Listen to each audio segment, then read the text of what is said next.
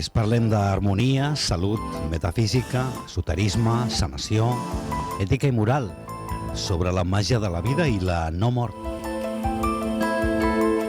Comença l'Espill, l'altre costat del mirall. Saludem ja Darth Fènix. Bon dia, Darth Fènix. Bon dia, salut a tothom. Després, com sempre, saludarem el nostre convidat especial d'avui. Abans, però, saludem també a la Sol, que està amb nosaltres. Bon dia, Sol. Bon dia a tots.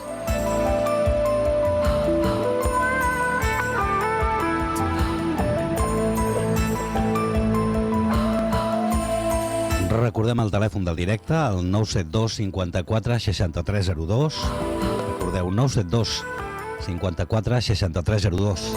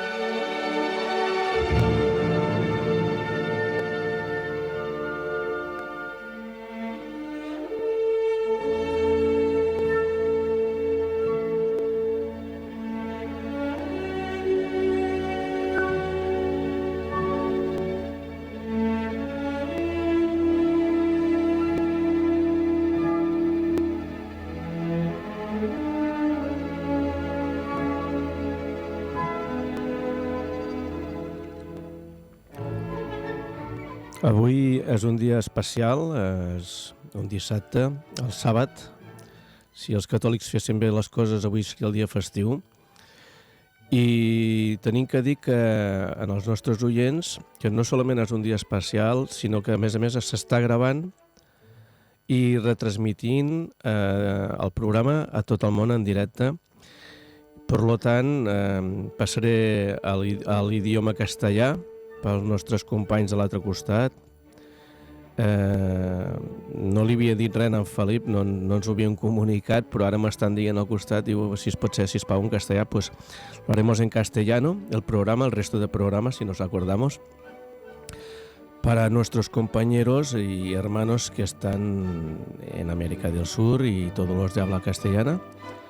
Nos podéis entender bien y como prometimos hace unas semanas, nuestro invitado de aquel día dijo que iba a hacer una expedición, no sé cuántos kilómetros habrán hecho, luego nos lo contarán, y les prometimos que cuando volvieran sí traían noticias frescas y pues por lo que se ve sí que las traen. Los volveríamos a invitar. Tenemos aquí una serie de material que los que estáis viendo las imágenes lo podéis mirar en directo, ahora os lo diremos en la página que podéis entrar. Si no, lo podréis ver en diferido más tarde. Hay varios trozos, diríamos, como de piedra, por decirlo de manera, luego hay cerámica. Y la verdad sea dicha, estamos hablando de miles de años de historia, que si todas estas cosas son ciertas, se tiene que redescribir la historia, sobre todo la historia sagrada, que nos han enseñado en colegio, que hay cosas que sí que son ciertas, hay cosas que no lo son tanto. Ha habido mucha manipulación por parte del Vaticano, por parte de las fuerzas, diríamos, que mueven los hilos de este mundo, que no nos dejan ni quieren que pensemos por nosotros mismos, sino que quiere que seamos corderitos y que seamos un rebaño, porque así el rebaño es más fácil de domesticar y de tratar y que no podamos, diríamos, decir la nuestra. Solo en este programa, el Espill, se puede decir la verdad sin ningún tipo de censura ni coacción. a mí no me han hecho coacción hasta la única que podrían hacerme es cerrarme la boca, pero no, de momento esperemos que gracias a Dios no lo hagan. Y cuando digo alguna cosa normalmente siempre tengo datos que lo corroboran. Cuando hablo un poquito mal de algún político que se lo merece, es porque tengo pruebas, aunque no siempre los ponga encima de la mesa, pero nunca hemos dicho ni una falsedad aquí que sepamos. Por lo tanto, ya podremos pasar a nuestro invitado. Felipe, por favor.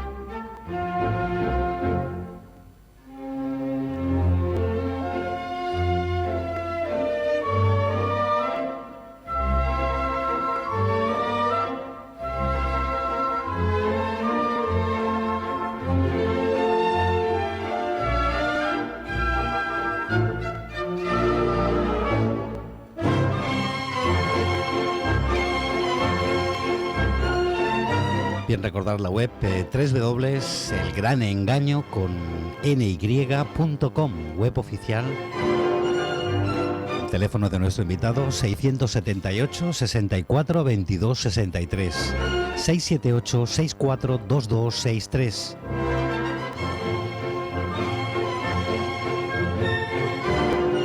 Presentador, nuestro invitado de hoy,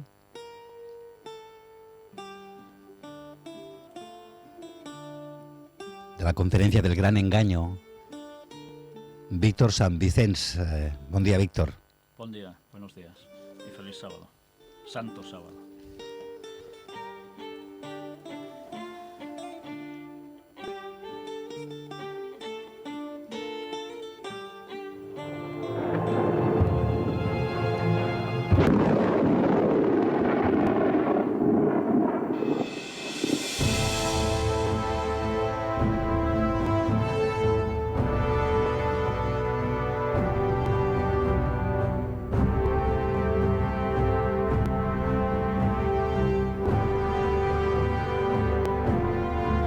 Con la música de fondo del Gran Engaño, saludamos también al biólogo Ángel Berna. Buen día, Ángel Berna.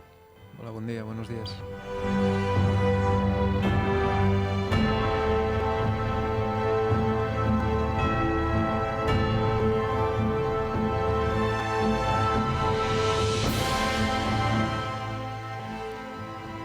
Bien, como prometimos a nuestros oyentes, ibas a hacer la ruta en busca del Arca de Noé,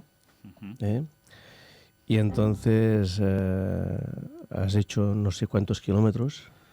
Muchos y muchas horas de vuelo. Muchas horas de vuelo. Hasta Turquía. Son Sí. unos 4.000 kilómetros aproximadamente Hasta de ida. Hasta el extremo final de Turquía, en la frontera con Irán. El extremo este. Totalmente Vale. este, pero tocando la frontera Irán y Armenia. O sea que habéis estado en una zona caliente, políticamente hablando, y de guerra, ¿no?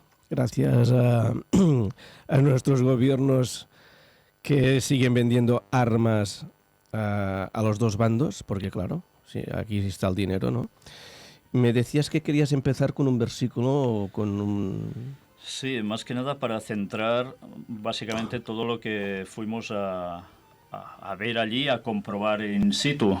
Y es un texto bíblico que aparece en el relato de Génesis, capítulo 8 y versículo 4, que hace referencia a todo el proceso del diluvio, y que nos dice: y reposó el arca en el mes séptimo, a los 17 días del mes, sobre los montes de Ararat. Y bien, ¿por qué he querido leer este texto? Pues sencillamente, si hacemos una comparación sobre distintos relatos épicos sobre un diluvio que ha habido a través de muchas culturas diversas, básicamente enseguida la gente piensa en el relato de Gilgamesh, etc., nos damos cuenta que todos los relatos que hay en este mundo difieren, tratan sobre lo mismo, pero difieren en detalles. Y curiosamente, el único relato que hay sobre el diluvio que sitúa todo lo que aconteció en un lugar es precisamente el monte Ararat que aparece en la Biblia. Evidentemente, no solamente hubo el diluvio en esta parte, sino que fue un diluvio universal. Y por lo tanto, en otras zonas remotas, como podría ser en este caso Australia, América, probablemente también había habitantes que también vivieron este diluvio en sus carnes. No por ello tenían que haber desaparecido totalmente, sino que lo podían relatar. Entonces, es claro, desde su punto de vista, aquello fue también un diluvio universal. Bueno, si nos ceñimos al relato bíblico, todo el mundo pereció, excepto 8 personas. Noé, su esposa, sus 3 hijos y sus 3 esposas. Ya lo sé. Después de salir del diluvio, los 3 hijos tuvieron descendencia y gracias a esa descendencia que se fue esparciendo por todo el mundo, el relato, ellos lo habían vivido en primera persona. Luego, claro, cada uno fue cogiendo sus matices y se fue, matizando cada vez menos y cambiando algunas de las cosas originales. Sí, evidentemente. Sé que en la parte, me parece que es de Bolivia, hay gente que está hablando una mena de idioma o dialéctico que es originario precisamente de Europa. Entonces, es toda esta zona de Turquía y así, que todos tienen los mismos símbolos y las mismas palabras. Podría ser bien descendientes. No que ellos fueran descendientes de la zona aquella, sino que hubieran sido inmigrantes que inmigraron en aquella zona. Pero bueno, nos iríamos un poco del tema buscando puntos y referencias y contradicciones, y no lo queremos hacer. Quisiéramos saber vuestro viaje por lo que estamos viendo aquí. En las imágenes, no sé si puedes enfocar esta, diríamos, trozo de piedra, que de hecho es un fósil de madera, parece ser un fósil de madera. Lo digo por los que, como ha dicho Felipe, ha dicho la web, para que en esta web en estos momentos se está viendo en directo. Sí, teóricamente sí. Vale, pues entrar ¿puedes repetir? El Gran Engaño. www.elgranengaño, no con ñ, sino con ny.com/web oficial. Podéis ver el programa en directo, nos podéis oír por ordenador, y por el ordenador también, si ponéis a la web, podréis ver las imágenes que se están haciendo en directo. También podéis llamar a la radio, y si alguna persona está cerca de Radio Vilafant, le invitamos que venga y que lo vea con sus propios ojos y lo toque con sus manos, ¿no?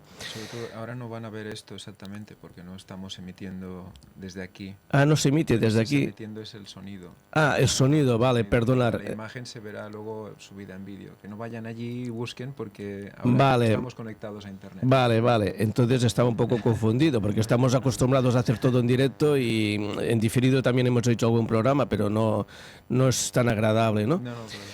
Evidentemente, entonces ya habéis oído al compañero que dice que las imágenes se verán posterior, ¿no? Entonces aquí, a ver, el biólogo, que me conteste a mí, posible, porque todavía se tiene que tratar, que analizar. Que analizar. Ese posible trozo de madera del arca de Noé sería... Entonces, cuéntame un poquito la historia del trocito que tenemos aquí, pasado de contrabando. Y, como siempre decimos, trabajar en euro, que es lo mejor para la sociedad y para vuestros bolsillos. A ver, cuéntame la historia de este trocito de madera. Bueno, pues todo, un poco tenemos que remontarnos a los años 80, 70, finales de los 70, principios de los 80, cuando... Ron Wyatt, que es un arqueólogo aficionado, de hecho él es anestesista, se dedica a trabajar en un hospital, trabajaba en un hospital en Estados Unidos, y ve en una fotografía aérea de los años 60, en 1960, una fotografía aérea del ejército americano, creo que es, una imagen de lo que parece ser un arca. Esta imagen, o un barco, ¿no?, en unas zonas de Ararat. Esta imagen se fue publicada en la revista Time, creo que fue también, una revista importante. Y sobre esta revista Ron vio estas imágenes y él siempre había tenido la inquietud de demostrar lo que la Biblia decía. Entonces él coge su mochila y se presenta en el Arca en el año 77, con poco más que ganas de encontrarla, sin material y nada más. Entonces allí va con sus hijos y llegan a esta zona y ven el arca, ven esa forma rocosa que parece un barco, ¿no? Después de esto, pues empiezan a hacer diferentes excursiones. Durante 12 años estuvieron haciendo pruebas en la zona y experimentando y buscando alrededor de la zona del arca. Y en uno de esos viajes, de esas excursiones que hacen alrededor de la zona, encuentran una pieza de grandes dimensiones. Nosotros la medimos y está entre unos 2,80 metros de largo por 1,35 de ancho por unos 40 centímetros de grosor, 40-50 centímetros de grosor. Estas medidas se mantienen bastante homogéneas a lo largo de toda la pieza, o sea, cosa que es bastante extraña. Si te encuentras un tronco petrificado, normalmente te lo encuentras redondo entero, no te encuentras una sección de lo que parece ser corteza. Esto lo podéis ver en esta fotografía, que bueno, también la voy a poner para que sea grabada. Sí. ¿La puedes enfocar bien? Sí, creo que sí. Ahora os la... Si no, se colgarán, estas fotografías se colgarán, no sé si nos dejaréis alguna para colgarla aquí en la... Sí, no hay problema. Pues aquí veréis, ahora os la paso a vosotros, ya las has podido grabar, si queréis la podéis ver. Es una pieza, yo estoy detrás para que veáis el tamaño en comparativa, es una gran pieza. Y veis cómo tiene unas aguas en superficie, muy parecidas a lo que sería una corteza de conífera, tipo secuoya o pino. Esa especie de forma de corteza se postuló, cuando estábamos allí, que podía ser pues un desgaste, un rasgado. Pero cuando ves la sección, ves como esa ondulación que veis en esa fotografía, esa ondulación se va viendo en profundidad en la sección de corte. O sea que es una sección, esa ondulación ya es natural de la propia pieza, no es un rasgado superficial. Entonces ahí ya te estás viendo que es una forma de corteza con un grueso, con una textura especial. Y yo personalmente me dedico al análisis de estructuras de madera antigua, de madera en edificio. Evidentemente no es lo mismo, ¿no? Pero el contexto de la textura de la madera lo tengo bastante asimilado, ¿no? Y al ver visualmente ya el contexto visual de la muestra me indica madera, ¿no? Pero bueno, eso es lo que tenemos que analizar, tenemos que verlo, porque si leemos, creo que es Génesis 8, 13 y 14, si podemos leer el 13 un momento, el 8-13, veremos cómo explica una cosa muy curiosa que nos va a dar aún más potencia al hecho de haber encontrado esta muestra cerca de donde el arca se aposenta, ¿no? El 8.13 dice: y sucedió que en el año 601 de Noé, en el mes primero del día primero del mes, las aguas se secaron sobre la tierra y quitó Noé la cubierta del arca y miró. Y aquí que la faz de la tierra estaba seca. O sea que en ese momento, porque vemos la palabra cubierta, pero más adelante habla de ventana, y son dos palabras diferentes que indican cosas diferentes, ¿eh? Cubierta es una tapa, es como si levanta, y entonces mira como por encima del arca y ve una zona donde se está secando, que es el monte, los montes Ararat. Y luego más adelante sigue explicando que luego se secó toda la tierra, o sea que primero ve el monte, se aposenta y luego se acaba de bajar todo el agua y luego se ve el resto de la tierra seca, ¿no? O sea que antes de aposentarse quita la tapa. Sí. Y es curioso porque es una muestra de corteza, y la corteza pues es protectora del árbol, ¿eh? Tiene una tendencia también a la estanqueidad, ¿cómo se dice? Ahora solo me sale en inglés, es curioso. A veces hablando inglés, pero impermeabilidad. Sí. O sea que es una situación muy interesante que se relaciona con la cubierta, porque sería como una manera de protección a toda esa lluvia y toda esa carga quizás de piedras incluso que caían y podían rebotar. O sea, es también como el corcho, ¿no? O sea, todo ese toda esa sensación es lo que transmite esta muestra, ¿no? Que si estamos hablando de la cubierta del arca, ahora mismo tendríamos aquí delante una muestra de lo que sería la cubierta del arca. Y eso es lo que vamos a intentar analizar. Coger muestra, cortar un trozo, ver el análisis químico, ver cuál es la sección fina, ver si podemos analizar la citología, o sea, la célula del árbol, a ver si es mayor o menor que la actual, ver si hay anillos diferenciados o no. En principio no tendría que haber anillos diferenciados por el crecimiento antediluviano, el cual era subtropical, como en el trópico de ahora.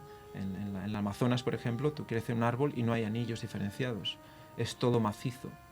No vale, no es como aquí que se ve los años, teóricamente podemos medir los años por los anillos. Porque marcan los inviernos. Sí, claro, la contracción y la expansión. Pero ese trocito de madera, la tapa que tú estás enseñando, realmente pesaría lo suyo. Pesa lo suyo. Bueno, ahora porque es de piedra, pero... No, antes también. Y antes debía pesar. Entonces, evidentemente, o Noé era un superhombre, ¿no? O era un gigante, como se dice en algunas partes de la Biblia, o evidentemente hay algo que no se termina de entender. Lo digo por el tamaño y por el peso que tendría que tener, ¿no? Sí, ¿no? La Biblia nos indica que los antediluvianos eran gigantes. Y eran gigantes. O sea, Adán fue creado gigante, cerca de 4 metros de altura, y su mujer igual, y su descendencia, y todos los que vivían en la tierra antes del diluvio eran grandes hombres y mujeres. Vale, queda entendido esto. No, que yo debo tener muchos antepasados, porque Sí, no, bueno, hasta que no ha llegado a mí. lo decía si querías preguntar. No, yo prefiero escuchar porque es que es muy interesante que hablen de lo que han hecho. Sí, tenemos ese trozo, luego tenemos unos trozos de cerámica.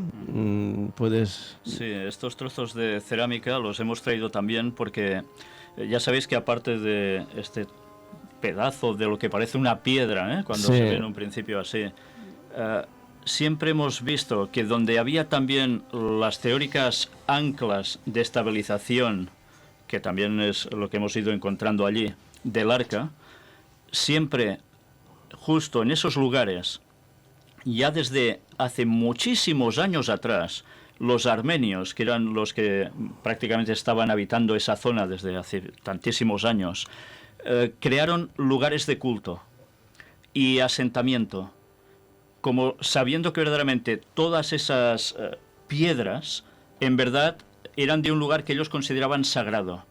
Y en esos asentamientos ellos tienen pues estos trozos de cerámica, como los que podéis ver aquí. Es cerámica armenia. Sí.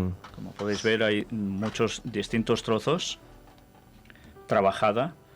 Hay más que no os hemos traído, incluso negra con unos ribetes y dibujos blancos, que eso lo tendremos también en nuestro pequeño museo. ¿Esto parece un collar? Esto que veis aquí Una bola de un collar. es una cuenta. Sí, una bola de un collar. Las personas que nos guiaron por allí nos llevaron hasta unos lugares donde había tumbas, y eran tumbas armenias. Y esto es una pieza que ellos mismos me dieron sacándola de allí mismo, porque era como un collar de ellos que, curiosamente, después, cuando los ves, ellos ya sabéis que ahora pertenecen al mundo del Islam, son musulmanes, cuando los ves por la calle a todos los lugareños, muchos de ellos llevan precisamente lo que nosotros consideraríamos un rosario aquí, como estos collares con bolitas, y están todo el día con eso en la mano. Sí, bueno, es el rosario de ellos, sí. Sí, y esta pieza también, que parece ser de una ánfora o algo parecido, la parte inferior. Pues todo esto está siempre donde aparecen anclas o bien la teórica cubierta del Arca de Noé. A ver, cuando dices anclas, ¿te refieres a las anclas de un barco típico de hoy día? Sería No. esto así. ¿Veis? Si lo podéis enfocar también, Sí, ahora os lo paso. es un agujerito que Veréis tiene. como en las embarcaciones antiguas que cruzaban el Mediterráneo, Sí, ya en tiempos más cercanos, llevaban toda una serie de...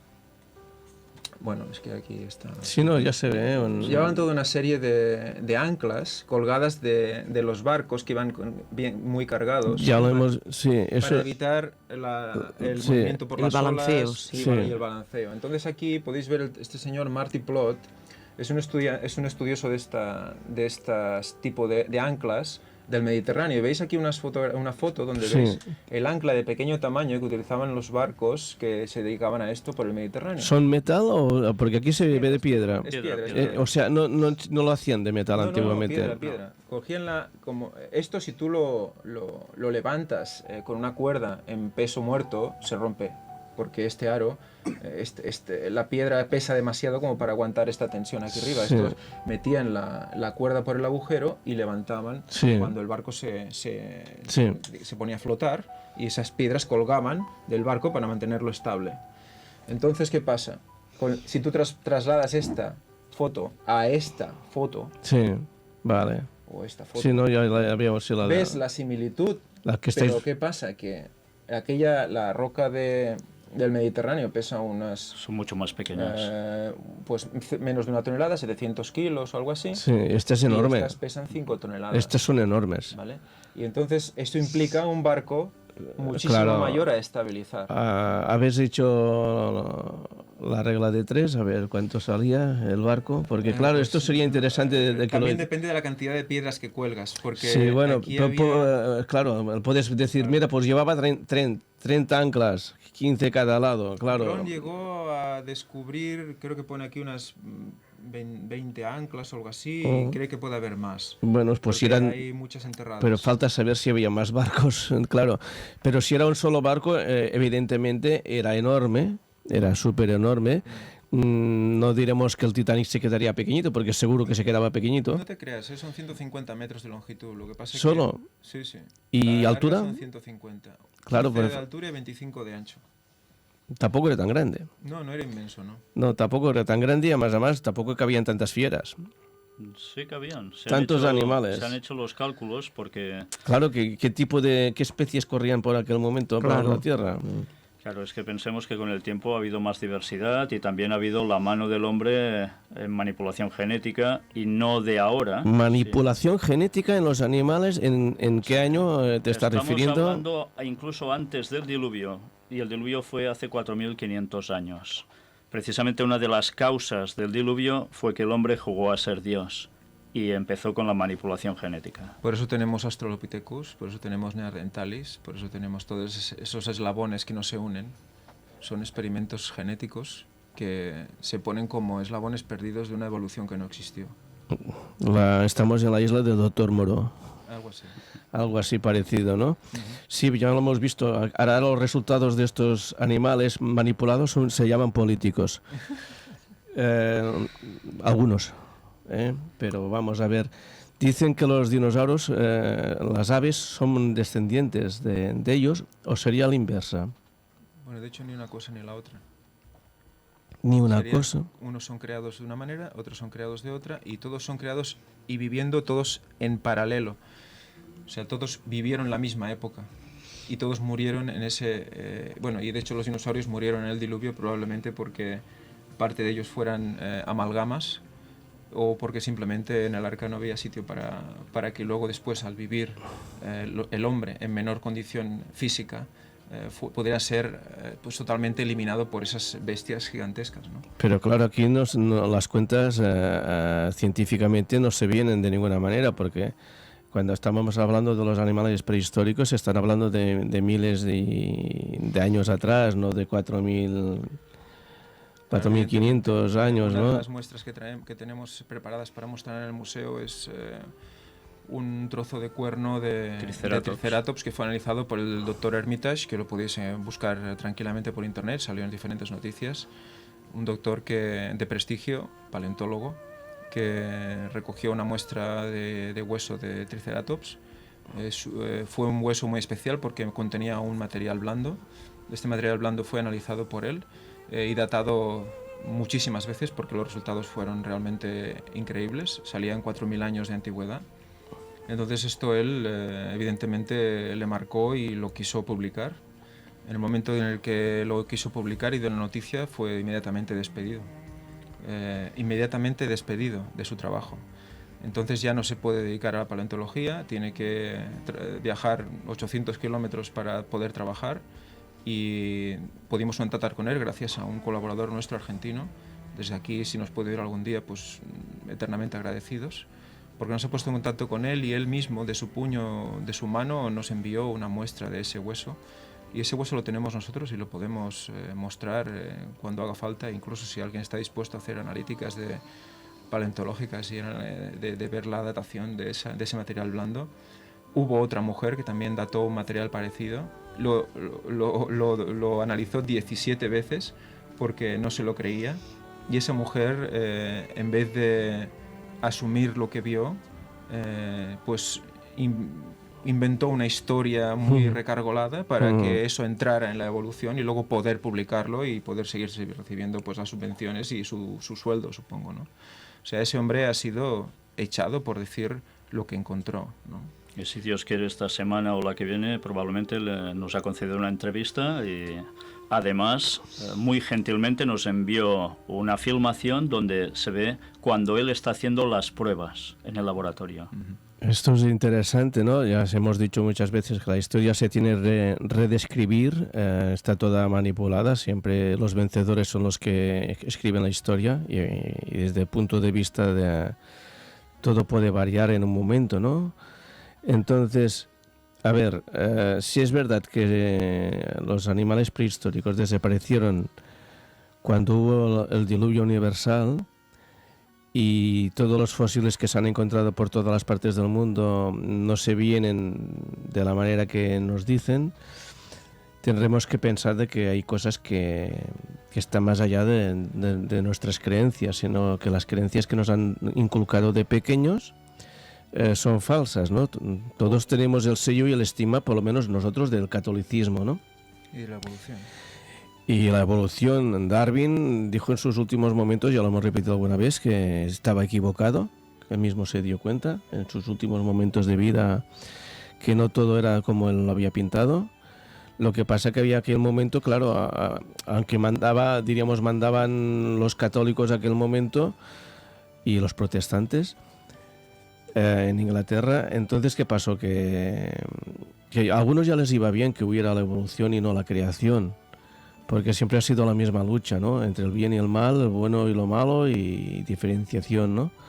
Y en vez de luchar para una unificación, no una separación, como se está haciendo ahora también en España, ¿no? Estamos equivocados. La persona se está deshaciendo de su esencia espiritual para quedarse totalmente en un sitio materialista 100%. Y eso es precisamente lo que va en contra de la Matrix. La Matrix nos está diciendo que nuestros pensamientos crean nuestra realidad y que nuestra realidad es según nuestras creencias. Imaginemos que ahora lo que vosotros postuláis es todo cierto. Entonces la concepción del mundo y del universo varía totalmente. Es que es evidente cuando tú ves los eslabones, simplemente ves peldaños. No ves una cadena unida. Cuando un científico te explica que ha encontrado algo de tal época, es algo de tal época. Y luego hay otra cosa de otra tal época y otra cosa de otra tal época. Y ya está. Y luego ellos hacen unas líneas que dicen esto viene de aquí porque se parece, esto viene de aquí porque se parece, esto viene de aquí porque se parece. Pues el mismo descubridor del gran yacimiento de Atapuerca, él mismo, está pidiendo a la gente que cambie el paradigma, que cambie la concepción, que empiece a pensar que esas diferentes especies vivieron en paralelo. Sí. Entonces, ¿no se está dando cuenta de lo que está diciendo este hombre? O sea, que ahora en vez de que uno pasó al otro y el otro pasó al otro y el otro pasó al otro, sino que era al instante, a la vez. Ahora todos parece que pueden estar viviendo en la misma era, en el mismo movimiento. Entonces, ¿a qué estamos jugando? O sea, ese comentario rompe toda la evolución. Ahora, ¿a qué estamos jugando? Entonces, cuando dice la Biblia que las piedras hablarán, es que las piedras hablarán. Y claro, las piedras te están diciendo... Las piedras son los fósiles. Exacto. Te están diciendo cosas y lo podemos hacer es obviar la realidad y que los mismos científicos lo estén viendo. Creo que es muy claro. Esto se ve sobre todo cuando estudias antropología, por ejemplo, dicen que según evolucionamos va creciendo nuestro cerebro y nos encontramos que el Cromañón tenía un cerebro mucho más grande que el neandertal y teóricamente nosotros teóricamente, venimos del Neandertal. Entonces, ¿qué pasa? Que eran muy súper inteligentes nuestros antepasados, más que nosotros, y volvemos a la tontería. Si los gigantes eran superhombres gigantes con una inteligencia por sobre la nuestra, evidentemente, no solamente fuerza física, sino una fuerza mental, tenían unos poderes psíquicos fuera de lo común, verdaderamente eran dioses, que es lo que queda en la mitología. El resto que queda en la mitología siempre dice verdad, ¿no? Bueno, sobre la cuestión psíquica se debería hablar porque se corren voces al respecto y el mecanismo mental de ellos era el mismo que el nuestro. No tenían ningún poder especial tipo Superman. Bueno, no volaban, evidentemente. Ni nada parecido a esto. Esto es cosas que se han ido añadiendo por parte de ciertos intereses que hay también para desmitificar la verdad que aparece como las cosas que nosotros estamos presentando. Exactamente, pero ya sabes bien que porque tú has estudiado y has leído, evidentemente no eran como nosotros, ni mucho menos. Eran muchísimo más inteligentes. Entonces la inteligencia, evidentemente... Podían hacer, pues, cosas sin maquinaria, cosas que nosotros necesitamos una gran cantidad de maquinaria. A eso le llamamos poderes psíquicos. Pero es igual, es el matiz, ¿no? No quieres preguntar hoy, la Sol está en penumbra, se ve que hay nubes, tenemos otro invitado aquí que siempre está callado y hoy que le dejo hablar un poquito, si quiere preguntar no quiere, y Felipe no, tampoco, bueno, aquí todo el mundo lo tiene todo muy claro. Es que prefiero escuchar hoy porque me interesa mucho que expliquen lo que han vivido estos días. Y nos queda poquito rato, pero ¿habéis tenido dificultades? ¿Os han puesto, para llegar hasta el arca, os han puesto barreras o ha sido todo muy fluido? A nosotros, una vez llegados allí, nos fue todo de un modo tan fluido, pero tan fluido que eso lo contamos en detalle ya ayer, en la segunda parte que hicimos de En Busca del Arca de Noé, en nuestras conferencias, que realmente hemos visto que algo especial ha acontecido, que nos iba guiando de un modo sorprendente. Bueno, algunos dirían la intuición, otros dirían sincronicidad, otros dirían el ángel de la guarda o la mano de Dios, la mano divina, no importa. Son nombres diferentes para decir lo mismo, ¿no? Las circunstancias os acompañaban. Vamos a repetir la web. Sí, la web www.elgranengaño.com, web oficial. Teléfono de Víctor San Vicens 678 642263.